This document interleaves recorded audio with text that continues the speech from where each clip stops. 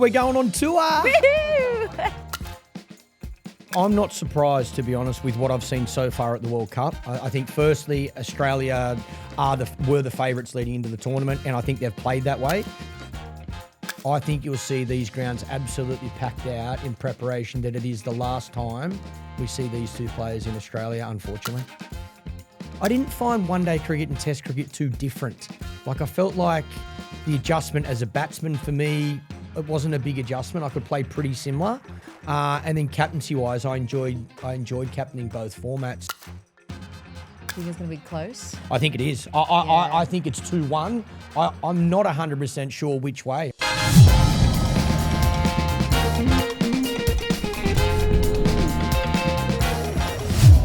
Hello and welcome back to Beyond 23, your favourite cricket potty, and things are ramping up as we head towards an Ashes summer. Michael Clarke alongside me. Clarke, we have some very exciting news. We do. We're going on tour. I can't wait, actually. Yeah, look, Beyond 23 for the first time is going to do some live shows. Where are we? Sydney, Brisbane, Adelaide and Sydney. So 4 live shows. 3 are night shows. The Brisbane Test match, we're going to do the morning of day 1. So we're going to do a breakfast live show. So you pre-drink with us before the start of play? Why not? What a way to head to the game. A few drinks with us, listen to the gibberish that comes out of our mouth. And well, not just our mouths though, because I reckon you're going to bring a few friends along with you, aren't you? One person I can guarantee is going to be there is my good friend Monty Penisar. So we're stealing him from England for the summer. Monty's a great fella, wonderful player, underrated bowler in my opinion. I think Monty played right on 50 test matches for England, a part of some Ashes series. And yeah, we'll get lots of stories out of Monty. But yeah, I'd like to also think, apart from the 3 of us, I reckon I could probably find a couple of extra friends I can bring along as well. I reckon you can. And just thinking of the insights that you're going to get if you come along to these live shows, think that Jimmy Anderson broken arm threats, like so many of your beautiful warning stories from across the years. Some surprise guests along the way. As you already mentioned, we've got a few exciting people locked in and maybe some cheeky little merch drops too. So lots to look forward to there. We'll find lots of things to do. Yeah, look, it's about entertaining. Obviously, the Ashes is huge. Lots to talk about. Teams that are playing, selection's an important part. You know, who's winning, who's losing, things that are happening in and around the game. But we'll make sure there's plenty of entertainment outside of that as well. I can't wait. So do make sure you like, subscribe, keep abreast all of the action at Beyond 23 and get your paws on those tickets as soon as they become available. But hey, look, so much happening in the world of cricket as per. Yep. Let's start with the Women's World Cup, though, because the girls were just sensational against India. Yep. At home, India, mind you, and it was such a thrilling game. Ended up being the highest successful run chase ever in women's ODI history, led from the front, Alyssa Healy with the bat. Yeah, look, I'm not surprised, to be honest, with what I've seen so far at the World Cup. I think, firstly, Australia were the favourites leading into the tournament, and I think they've played that way.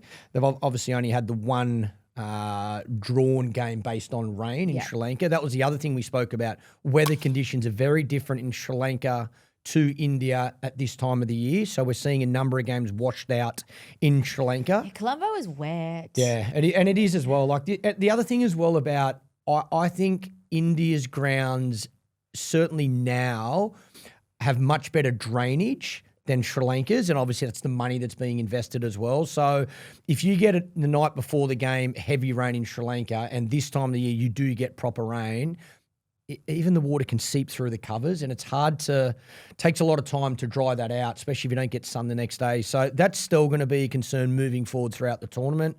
Aussie's dominating, finding ways to win more than anything else, and that's what confidence does. When you're in a team where you know you can look around and see players that under pressure can make the right decisions, even if you're 3 for 20 or, your team looks like they're going to make 300 against you, you still got confidence you can chase those runs down or you can find a way to win.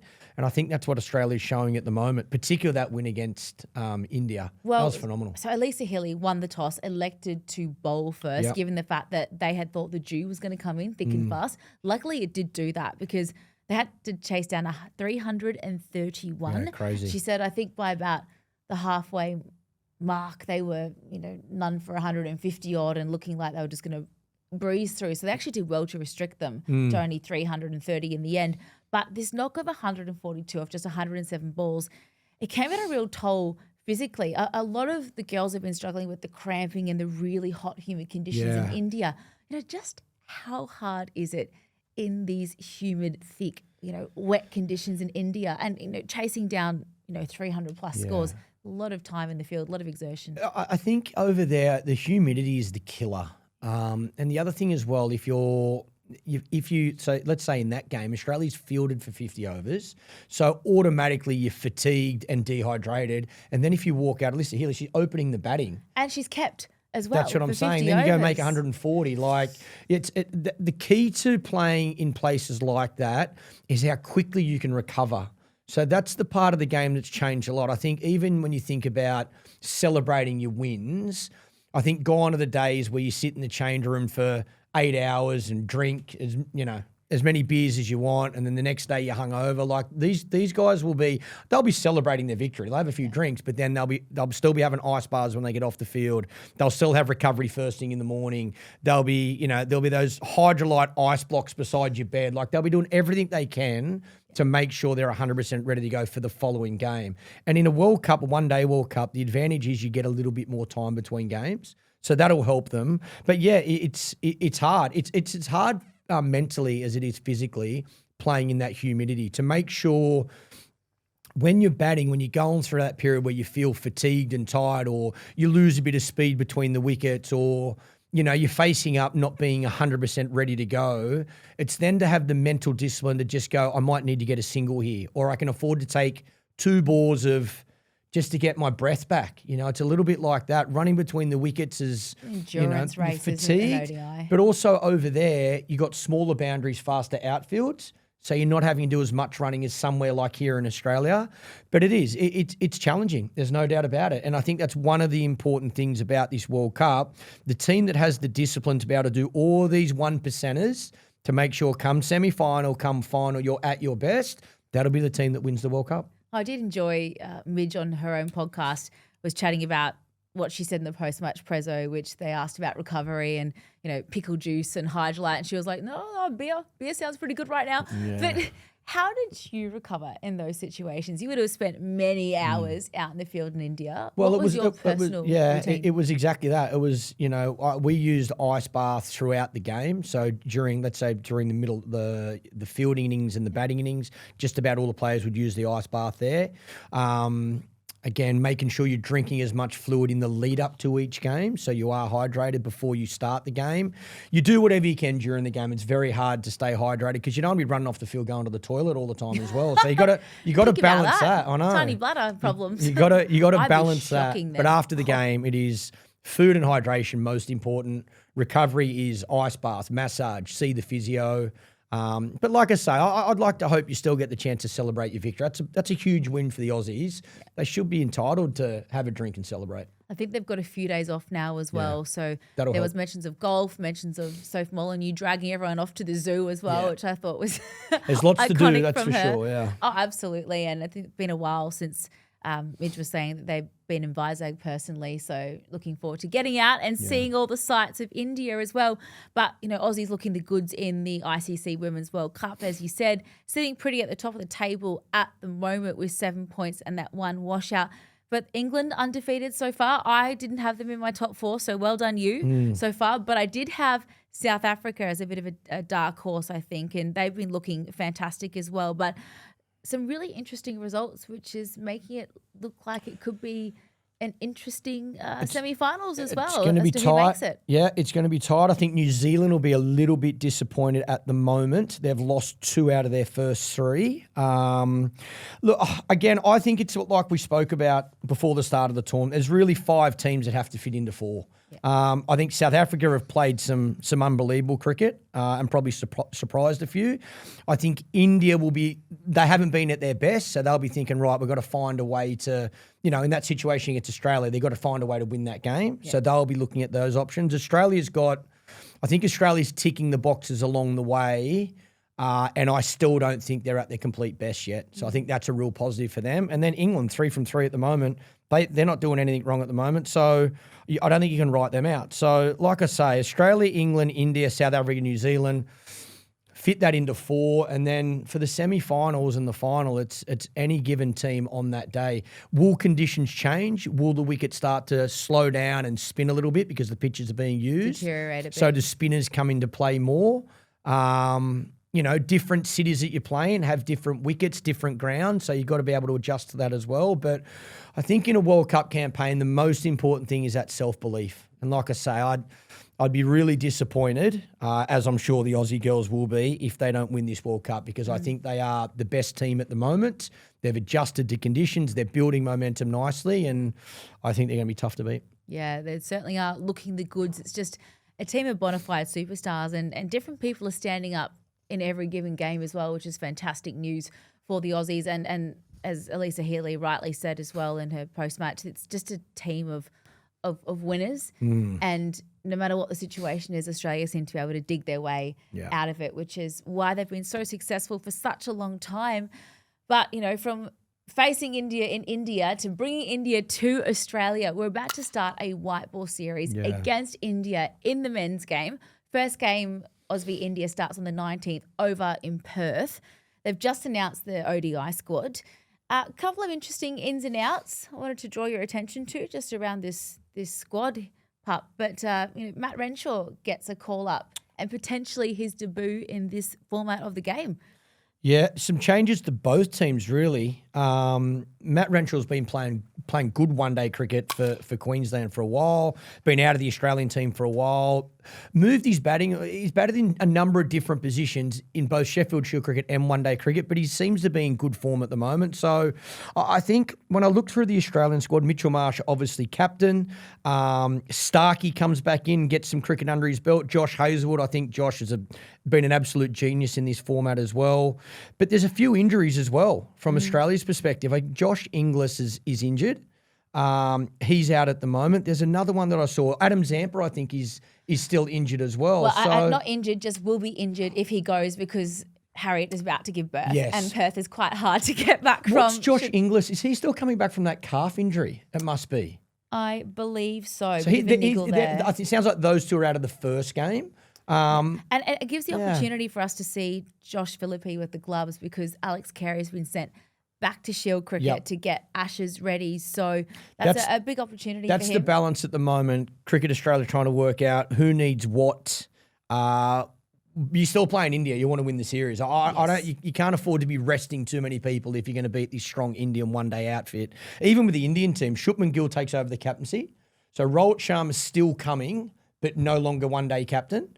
Virat Kohli, Rohit Sharma and Virat Kohli haven't been playing. They're not playing any other form of the game now for India. So could this be their last tour to Australia as well?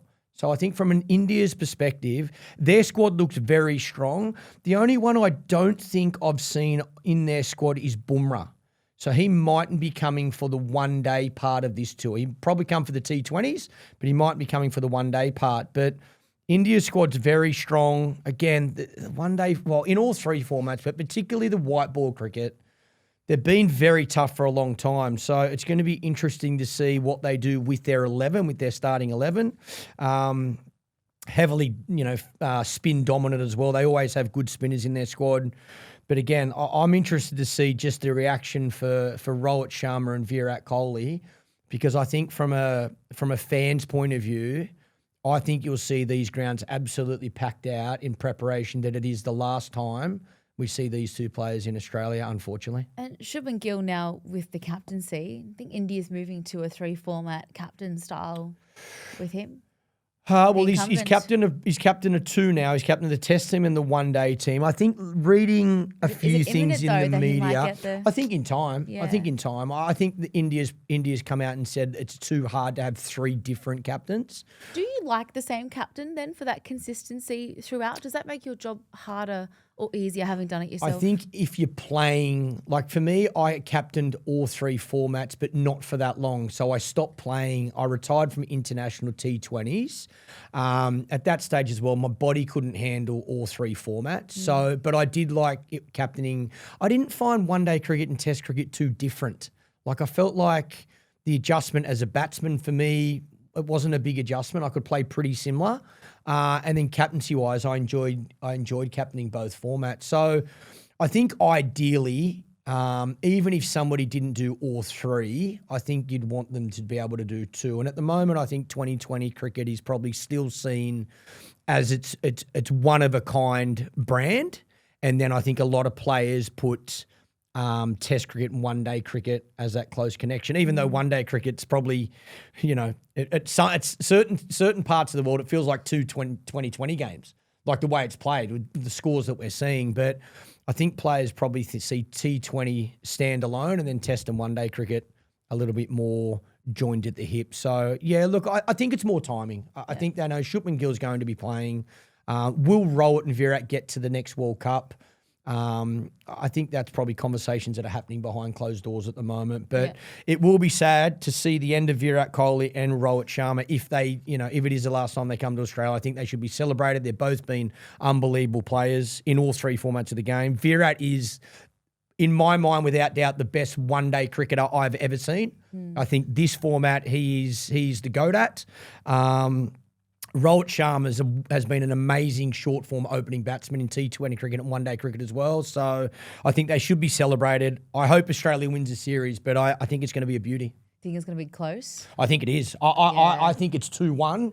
I'm not 100% sure which way. I want to say Australia because of, emotionally connected. But when I look through the teams, Australia's got some inexperienced players up against an outfit like India.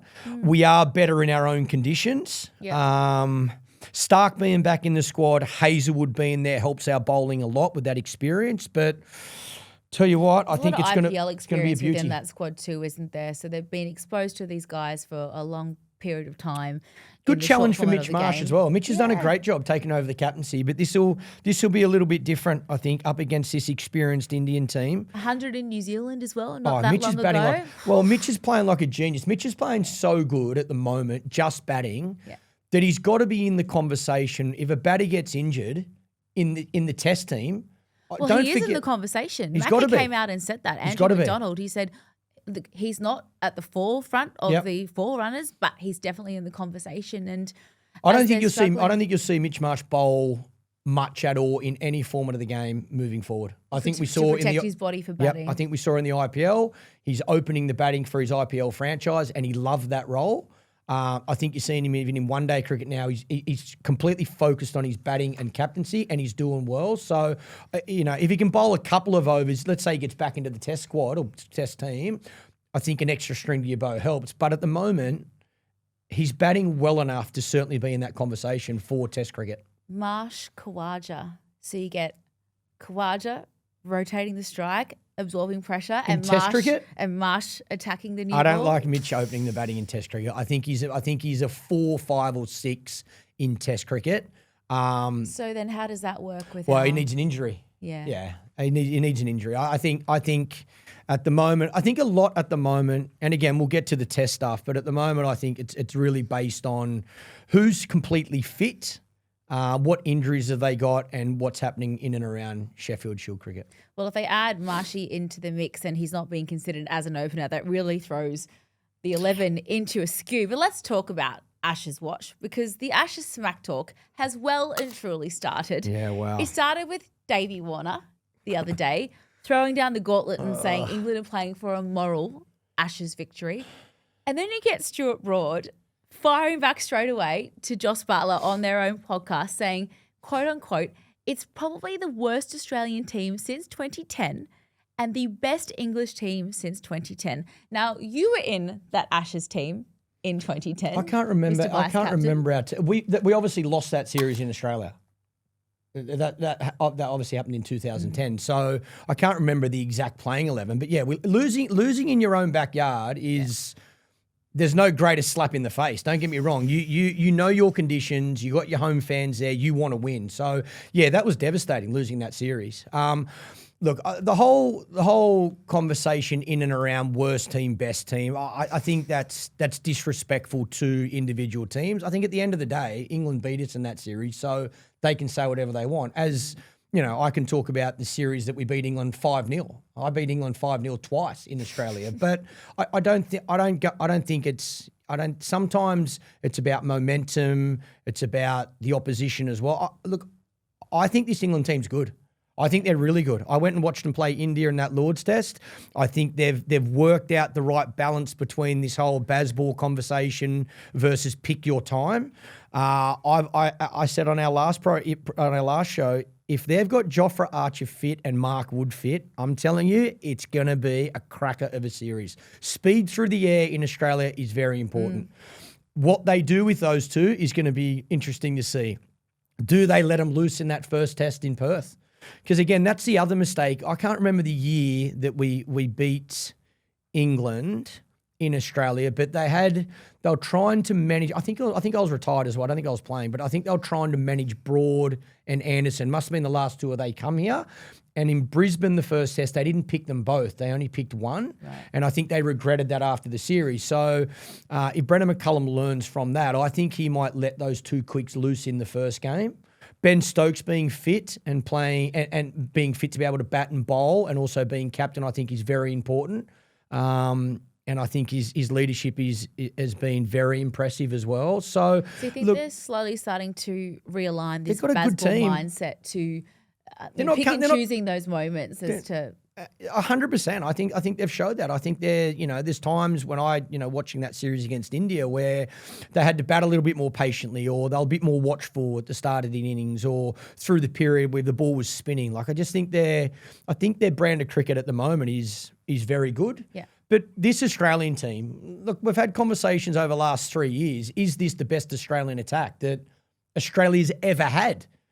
Now that's a massive call, but I'm saying there's been conversations about that. So even if Paddy Cummins misses the first test, the dude that comes in, Scotty Boland, his record's better than any of them in Australian conditions, and he's going to be playing at the Wacker, or he's going to be playing in Optus Stadium in WA, where the ball's seamed every single year. So I think our attack will be defining in us winning this series, but I believe it's going to be an absolute beauty. I think both teams are very strong. Yeah. I think individually there's a lot of skillful players. There's enough X factors in both teams. I think we're in for a great series. I hope Paddy Cummins gets fit as soon as possible, even if he's missed the first test. I think his bowling is needed in this series. There's no doubt about it.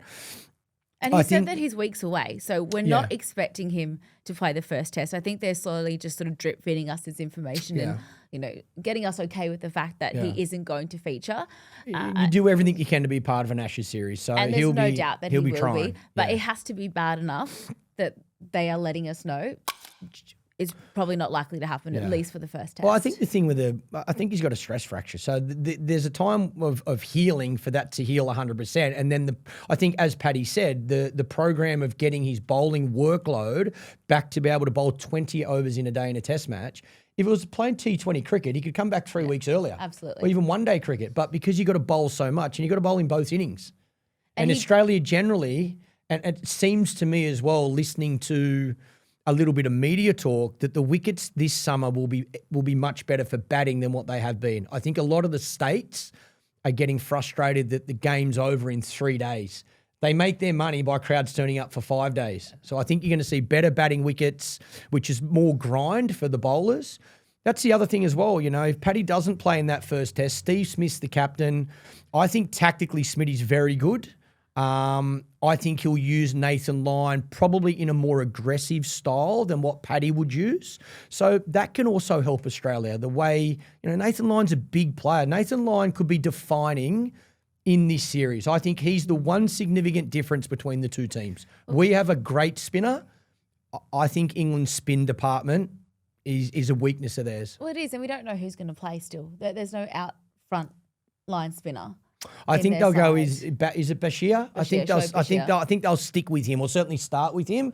But I think their conversation is more around: do we play? Let's say Perth the first test. Do we play a spinner? Do we go an extra quick? And I think in Australia, I've said it a million times. So you need a spinner in every team. Find your overs from Root and a couple of. And Joe Root's not a bad part timer at all. But I think every team needs a legitimate spinner if you want to win in Australia. That's. Over a 5-test series, that's what I think. And if they're going to go the distance, then they're going to need a break at some point as well. The bodies will be absolutely We'll even talk about Joe Root as well. Like, he's another one. Again, Joe's an unbelievable player. His record's phenomenal, and he's been awesome all around the world. I know he hasn't made 100 in Australia, but he's still, mate, is an unreal player. I think it'd be silly, anybody would be silly to disrespect what he's achieved in the game. But the extra pressure of Joe not having 100 here, I don't know if Australia is planning this or if the media are just naturally helping, but it plays a part. I remember when Sachin was on 9900s, and our goal as a team was if we can stop him getting that 100, we go a long way to winning the series. And he left Australia on 9900. He didn't score that 100 here, and we won the series. So I think the talk about it at the moment for someone like Joe, I'm sure, it's water off a duck's back. He's, like I say, scored hundreds everywhere else, and he'll be confident he will be able to do it. But it's just a conversation. It's just...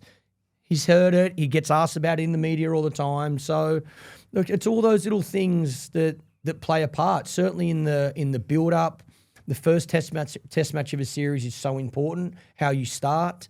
So, yeah, I just think it's the excitement around it is great. I don't read too much into the Davey Warner and Brody and all that sort of stuff. And like I say, I wouldn't disrespect any team to say that was the worst England team or that's the worst Australian team. At the end of the day, the tour that Brody's talking about, they did beat us, and he can spruik about that. He's going to be here in person this summer too. He's coming out with Channel 7. So I like Brody. He's a good fella, and he was an unbelievable bowler. So yeah, I don't mind what Davey did either. Like, light the fuse, and he's going to be commentating as well. So I think it's all fun and games. I don't mind it. No, and talking about the media as well, one last little mention, Ian Botham, absolute legend of England cricket as well, saying, like, we're undercooked. Yeah, they've got a 3-day warm-up leading into an Ashes. Yeah. Is that, he's actually said it borders on arrogance. Do you think you can be ready for an Ashes I series think it's, in 3 days? Look, I can't talk for teams coming to Australia how much preparation you need before going and playing the first test match in Perth. But I can't imagine too many test venues around the world that are like Perth, that are like Optus Stadium. So I would like to think the more cricket you can get in conditions like that, somewhere in Queensland, you get that extra bounce, you get that pace in the wicket, you can prepare for Perth. But I was a believer. I would rather have, too many first-class games under my belt than not enough leading into a big series. But there's also the balance as well. Like, teams are travelling so much. Teams are playing so much cricket now. There mightn't be enough time to get the ideal preparation. we were playing a white ball series against It's India. exactly right. So, yeah, it's exactly right. I think the balance is... Same. The balance is hard, yeah. And I think at the end of the day, first ball, first test match, you've got to be ready. So I'm sure they'll be as well prepared as they can be with what they've got. They might be having centre wicket practice once they get to Perth. They might have a intra-squad game where they play against each other. I don't know what their plans are, but I wouldn't be disrespecting Ian Botham's comments as well. He knows how to have success in big tournaments and big Ashes series. He knows how to play over here. And I'm sure Beefy just wants his team to win. He wants England to win. So he's saying, I wish we could have played more cricket in the lead-up. If they win the series, it won't be spoken about. If they lose the series, if Ian Botham's saying it, it will be spoken about. So Brody said that a bad Australian team at home versus a good English team in Australia makes an even contest. I don't agree. This Australian team is not bad. I don't agree at all. That's just what he said. But didn't we make the Test Championship again this year? Yeah. And won it the year before? Yeah. I don't think you can say that this Australian team, there's nothing bad about this Australian team. If it's not the best team in the world, it's in the conversation. Well, it was like we were in the World Test That's what I'm saying. I don't think, I think this England team is very good. I agree with that. I think they're a very good team. And if they've got Mark Wood and Jofra Archer fit, I think this will be a cracker of a series. It'll be game on. If those two get injured, mate, it could also be 5-0. It's still all Australia's way though, right? I think Australia will win the series. Yes, I do. But I think it's going to be a great series. I think it's going to be competitive. I hope everyone's fit. I hope Paddy Cummins can get fit. I hope Archer would stay fit. I think you got two awesome teams. That's what I think. I don't think there's a weak team here at all. Massive white ball series in Australia about to get underway. Australia taking on India at home. It would be amiss of me to not get a few predictions on the great Michael Clarke. We'll start with an easy one. Who wins? Is there a washout? I mean, they could be. If there's no rain, I'm saying 2-1 Australia, I think. It's going to be tight. Oof. Okay. Going to be tight. So I'm going 2-1 Aussies. I'll go There with you that. go. And it's gonna be tight. Very tight. Hotly contested. Yes, I think. Yeah, I'll stick with that, but I'm not confident. There you go. There you go. It's All right. 2-1 one way. One way. Yeah. That is a fence sit if I've ever heard I one. know. 2-1 one It's way. 2-1 one way. I'm going to go the Aussies. There you go. I'm going hard. Really, really reassuring there. Yeah. How about the most wickets?